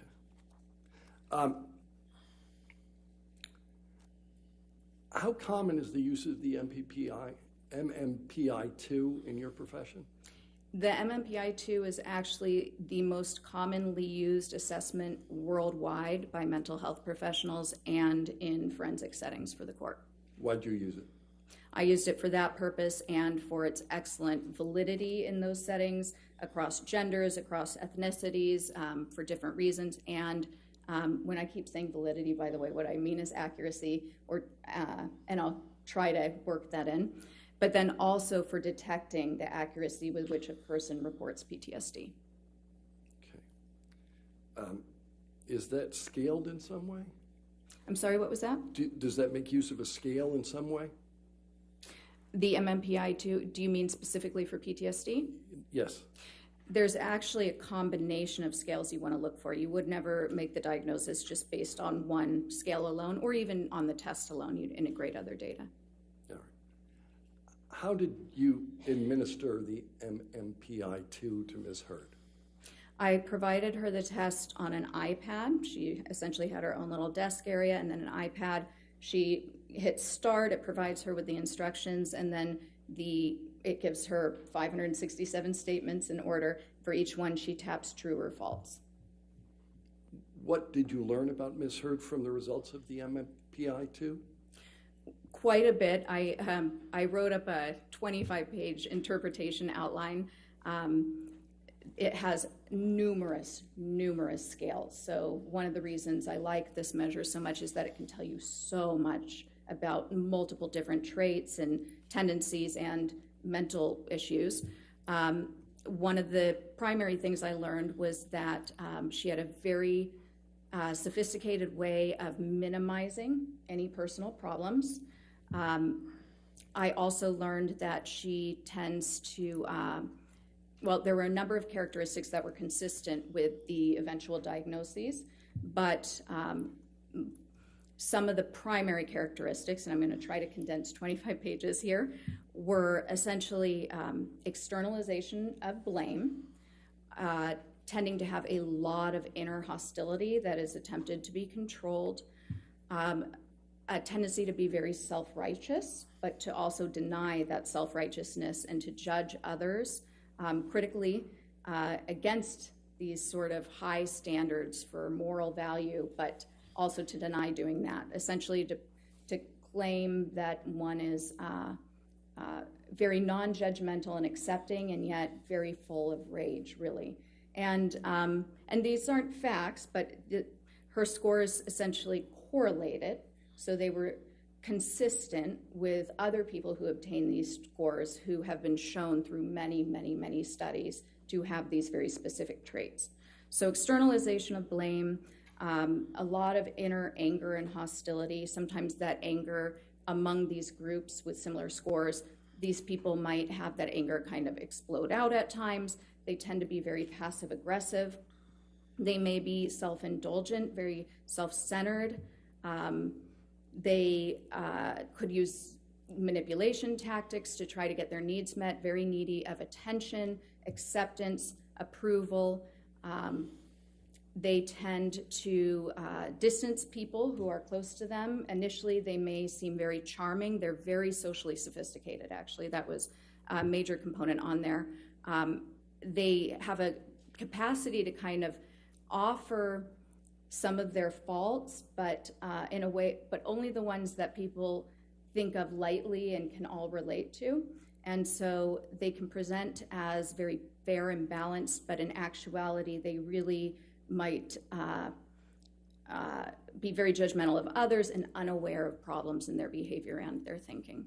So after you provide the examination via the iPad, what do you do? So once they've completed the test, you can have it scored by the computer immediately. It's a very complex test to interpret, but right away you get a list of what's called critical items, and these are just a couple of the items, the statements that are presented that are more clearly symptom-based, and I always follow up with the examinee. Some of these might have to do with suicide, some of them might have to do with other symptoms that you just like to get a little bit more information on, because sometimes an examinee might tell you they're completely fine when you're doing your interview with them and that they have no symptoms, and then when they take the test, it says that they're having trouble sleeping, or they struggle with nausea all the time, or they feel very anxious, and so you want to follow up on that. Okay. What's a code type? A code type, let me think of how to explain this very, very simply. So the main scales, and I keep referring to scales, these are just the main scores that come up on this test. We can refer to them as codes. And when I was saying that Ms. Heard's scores could be compared to certain groups of people that had been researched before to obtain similar scores, the research has shown that certain people will have certain scores that kind of spike on this, okay? And so all of those traits that I was describing, those are traits that are found in these code types. So it means that score number two was high, and score number 6 was high. And so if we have those two scores were both high, then that's a 2-6 code type. And these code types... What code type was Ms. Heard? Ms. Heard had the clearest code type was 3-6, but then she also had some other code types that were less significant. What characteristics are associated with a 3-6 code type? So a 3-6 code type, a lot of that anger is expressed in this code type. There can be actually a lot of cruelty, usually with people who are less powerful. Actually, when you see this code type, you want to, if you can, to follow up with subordinates, co-workers, people who may have observed their behavior more closely. The 3-6 code type is very concerned with their image, very attention-seeking, very prone to externalizing blame to a point where it's unclear whether they can even admit to themselves that they do have responsibility in certain areas. A lot of suppressed and denied anger, but the anger is very present, will explode out, and a lot of issues in their close relationships. How does Ms. Heard's code type fit in with your overall opinion as to personality disorders? Well, this might be an appropriate time to describe a little bit about these personality disorders, because I think what you'll hear is that there's a lot of consistency there. So borderline personality disorder is a disorder of stability. It's instability, and it's instability in personal relationships, it's instability in their emotions, it's instability in their behavior, and it's instability in their sense of self and their identity. And that instability is really driven by this underlying terror of abandonment. So one of the key features also of this disorder, and all of it is like pistons of an engine kind of firing off and igniting one another. But when somebody is afraid of being abandoned by their partner or by anybody else in their environment and they have this disorder, they'll make desperate attempts to prevent that from happening. And those desperate attempts could be physical aggression, it could be threatening, it could be harming themselves. But these are behaviors that are usually very extreme and very concerning to the people around them. The anger is typically what, sadly, it's counteractive, right? So the thing these people fear most is being abandoned, but over time, the anger, the explosive anger that they show when somebody is needing space, or when somebody's really not doing anything wrong, because a lot of times they read into things that they perceive as being a slight to them or being somebody intending to harm them that actually isn't happening. They'll exaggerate it, and they'll explode. They'll react in this heightened manner that is just exhausting for their partners. Oftentimes, their partners will try to make them happy at first and really allow themselves to be a punching bag, thinking that they can somehow solve this problem, that somehow they can make this better. And eventually, it just overwhelms them. histrionic personality disorder is very Before similar. we move on to that. Okay. Are you familiar with the term emotional reactivity? I am. What is that? So emotional reactivity is very common in the diagnosis. So essentially, like I said, there's instability in emotions. People with borderline personality disorder are often misdiagnosed as having bipolar disorder because they can be up and down. They can look very depressed, then they can look very elated, but these changes are happening within a matter of hours. Somebody with bipolar disorder, this is a clinical depression lasting days, weeks, a clinical mania where sometimes they even need to be hospitalized because they're so grandiose. They clear out their bank account and go to Vegas and spend it all. They're acting in some very bizarre ways. With borderline personality disorder, you're having these fluctuating moods constantly. And again, this hypersensitivity to being slighted or feeling offended, really driven by the fear that if you're offended or slighted, if the therapist comes in 2 minutes late, or if somebody shows up to dinner 2 minutes late, that they might be abandoning you. And it's not as if the borderline is considering themselves abandoned in that moment, but they just know that they have this overwhelming emotion, and there are no attempts to control that emotion. There are no attempts to regulate it. So if they're in the middle of the restaurant and they feel offended, they're going to start the fight. People are going to see it, or they might just start crying or break down, but they'll make a lot of accusations, and that reactivity is when you're going to see a lot of this escalation in the bizarre behavior.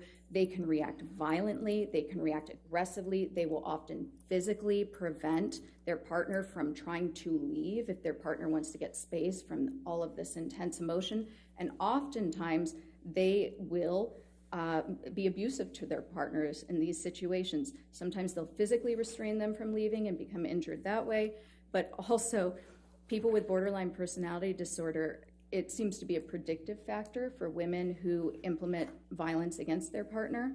And one of the most common tactics that they'll use is actually physically assaulting and then getting harmed themselves. But mostly, we call this administrative violence. Essentially, this is saying that they'll make threats using the legal system. So they might say that they are going to file a restraining order or claim abuse, or they might do these things to essentially try to keep their partner from leaving. In the moment, again, they're not consciously thinking, I'm going to keep my partner from leaving right now. They're just thinking, I can't stand this. I hate my partner. They went from idealizing to suddenly devaluing because of the hurt, and they'll do anything to express that big emotion of anger. Your Honor, may we approach? All right, yes, sir.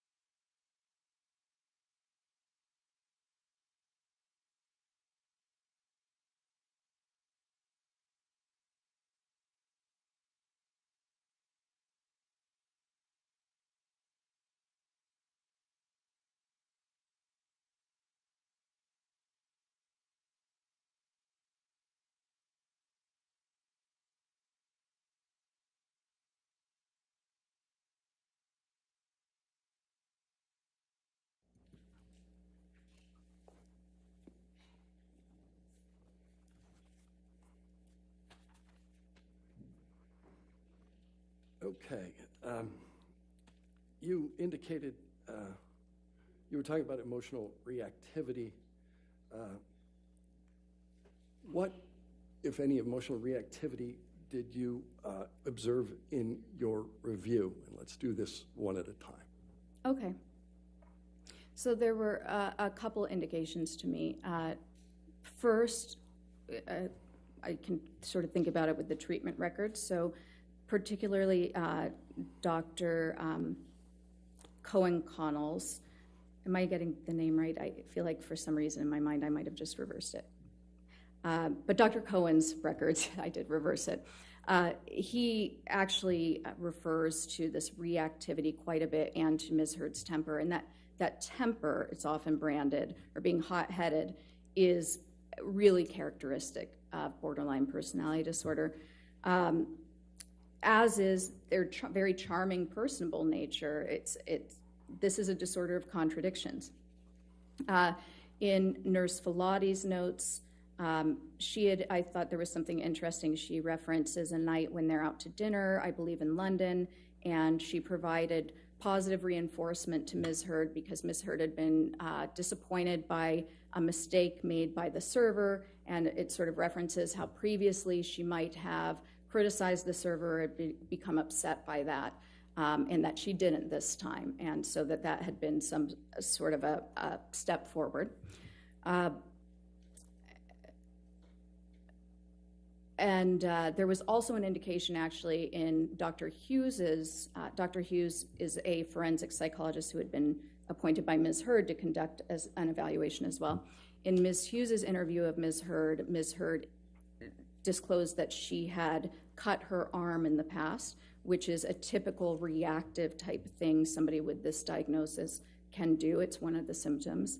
And that's sort of all I can think of top of my mind from the treatment records.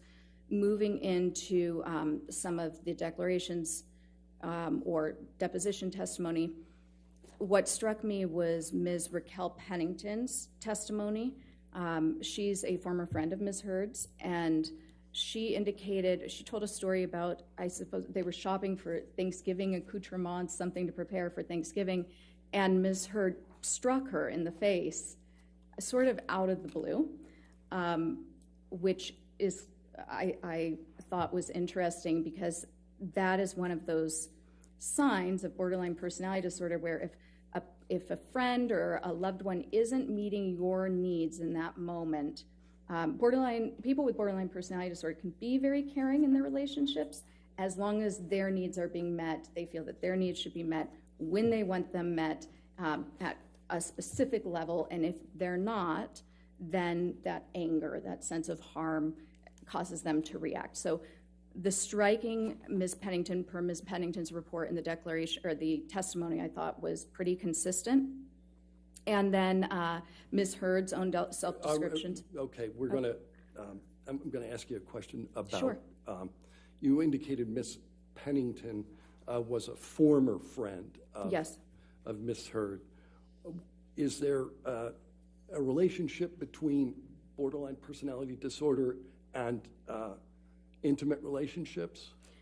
Yes, so the instability definitely translates to their relationships. You'll see relationships start very intensely. Somebody with borderline personality disorder perceives the relationship as extremely close. This pattern of idealizing and devaluing is definitely at play. They do this with their lovers and also with their friends.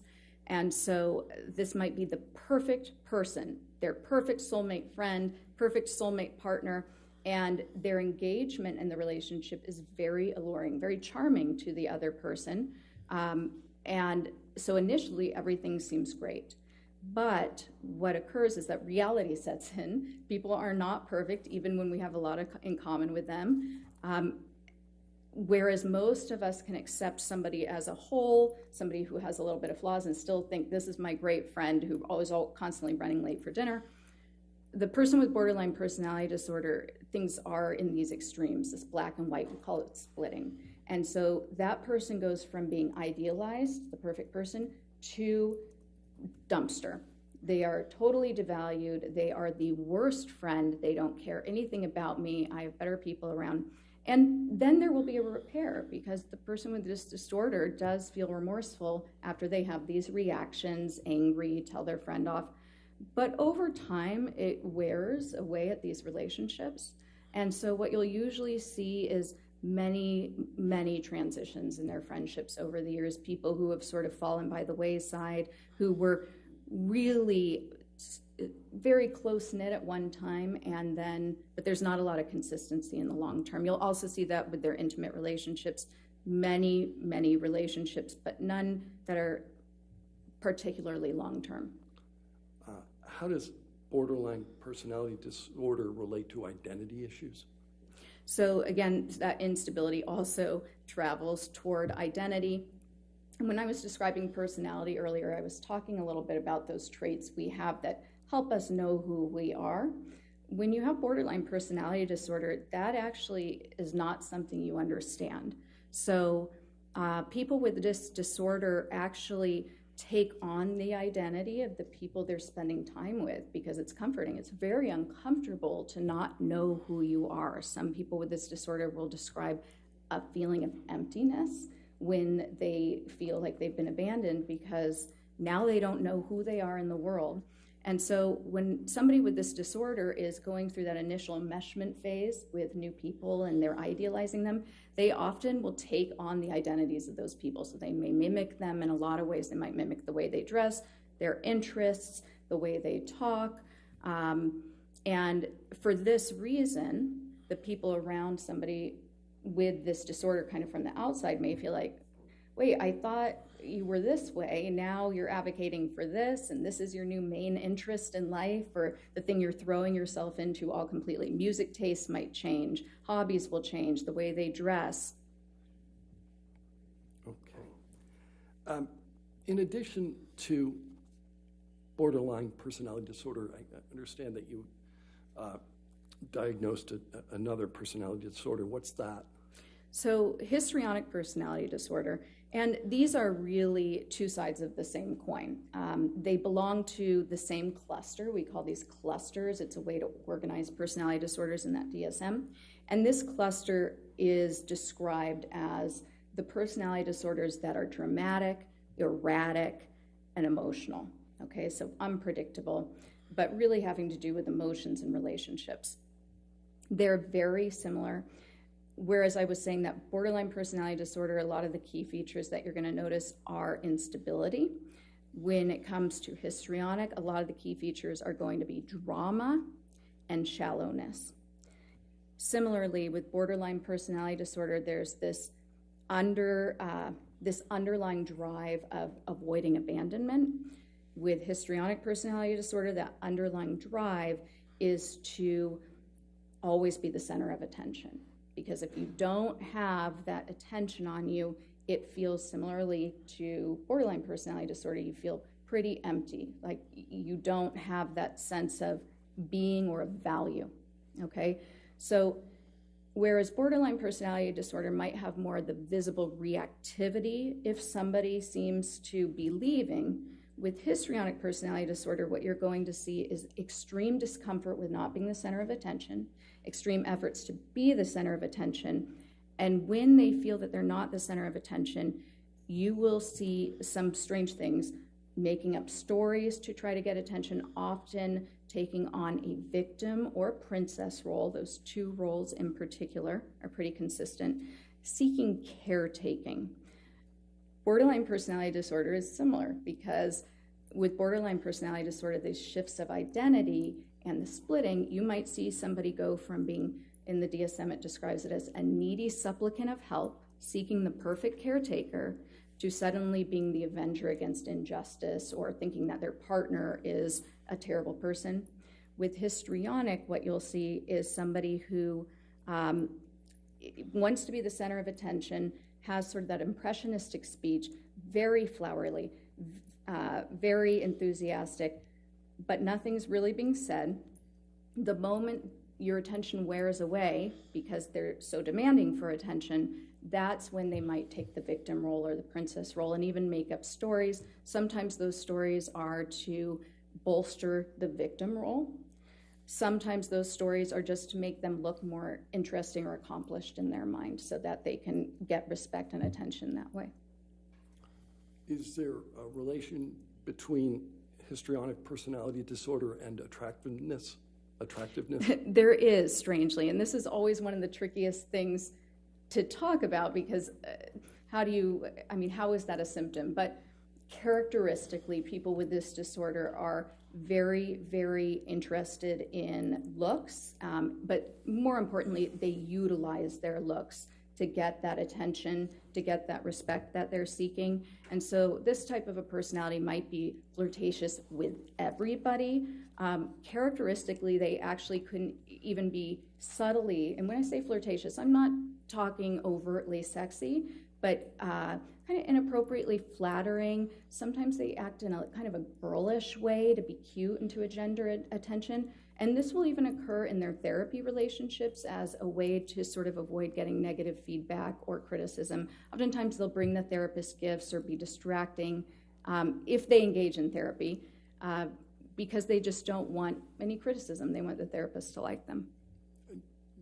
Does the intelligence of the affected person bear on the manner in which these disorders present? Excuse me, I choked a little on my water.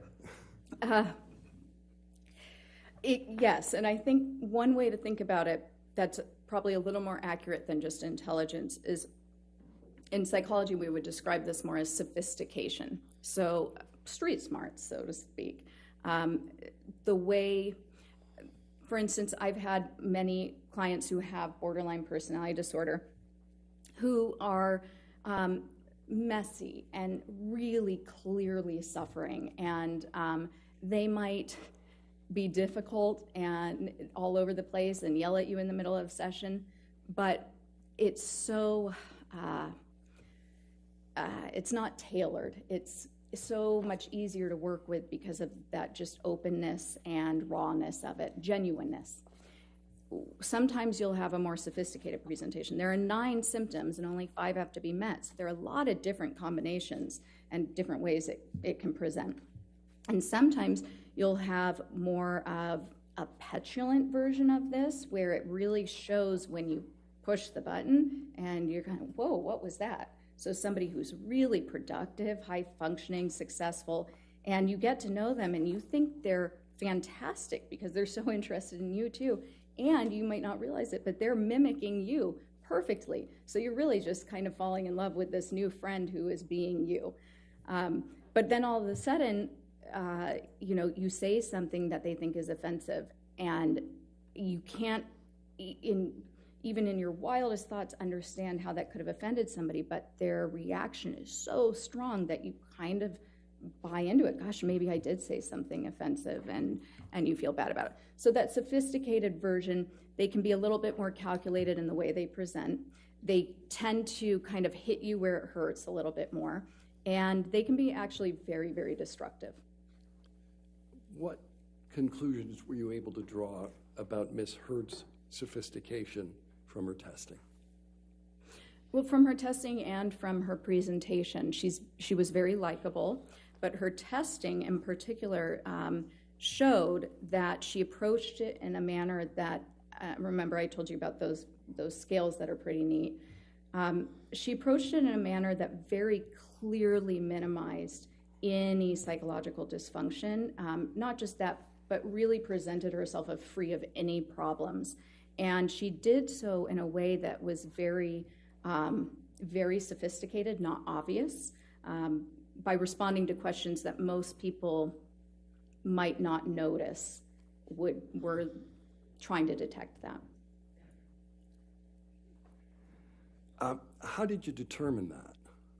So that's based on a particular scale on the MMPI-2 that is designed specifically to detect a type of responding that's a little bit more clever, a little bit more sophisticated, minimizing problems in a way that most lay people probably wouldn't understand, and even providers, very difficult to detect. You mentioned that one of the characteristics of borderline personality disorder is emotional reactivity. How might that present in an intimate relationship? So I think it probably presents mostly, or you'd see the bulk of it in intimate relationships because of that regular interaction and the desire for your partner to meet all of your needs, to be the perfect caretaker. Also that the hallmark of the disorder with the splitting, so idealizing, devaluing, and the perceiving of all sorts of neutral events as somehow demeaning or disrespectful. It's regular escalations of anger, frustrated complaints, criticisms of your partner. But because the person with borderline personality disorder, first of all, they're more sensitive to things, they feel distress more strongly, and then that distress lasts longer.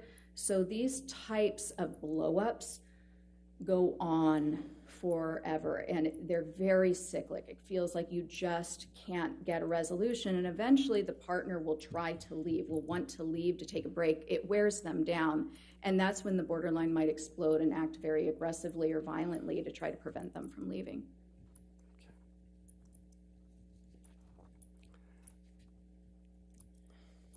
In addition to diagnosing Ms. Heard with these two personality disorders, did you form another opinion about Ms. Heard's mental status? Yes, so go ahead. If the answer to that is yes, I'm going to now ask you, okay, what yes, was that? I did.